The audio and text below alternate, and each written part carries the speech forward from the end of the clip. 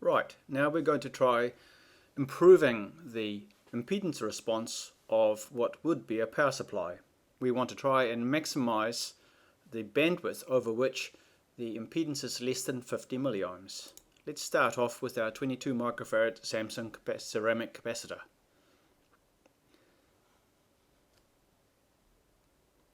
We're going from 1 kilohertz up to 65 megahertz with 6 volts peak-to-peak input and a 0.75 ohm reference resistor. We're measuring impedance. Right, looking for the 50 milliohm point, it's about here. That'll do. I'll make a marker there, and at the opposite side, the 50 milliohms about here. So we've got a frequency range of around 187 kHz up to 5.7 megahertz. Now we will try improving this by putting in parallel a Wurth 330 microfarad polymer electrolytic capacitor. Before we make the next capture, let's record the current impedance and ESR. We'll do this using the references. So we add ref for channel A and add ref for channel B.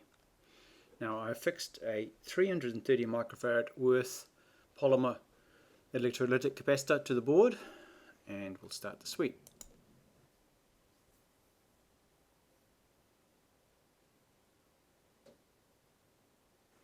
Now we can see immediately that the impedance of the board at low frequencies is now quite a lot lower. It's around 348 milliohms, whereas it was about 6 ohms before.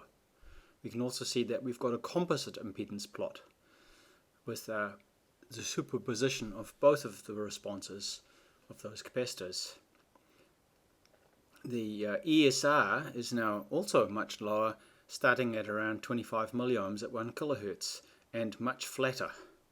So you can see it here. And so in terms of our 50 milliohm thresholds, beforehand we were at 187 kilohertz, but now we are at 50 milliohms there, 11 kilohertz.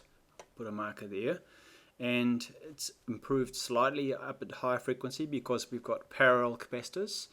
Looking at 50 milliohms, which is about there. We now go to 9.6 megahertz. So we have widened the range over which the impedance is less than 50 milliohms by quite a lot. Note the anti-resonant peak at 500 kilohertz. The impedance is still pretty low, less than 20 milliohms, so below our 50 milliohm limit, but it can become quite high. Avoid these anti-resonances by making sure your capacitors are quite different in value. Anyway, we've increased the bandwidth over which the impedance is low by quite a bit, at least a decade. So this has been a useful exercise, and I commend you to using the tool to figuring out how well your power supplies are doing. Thanks for watching.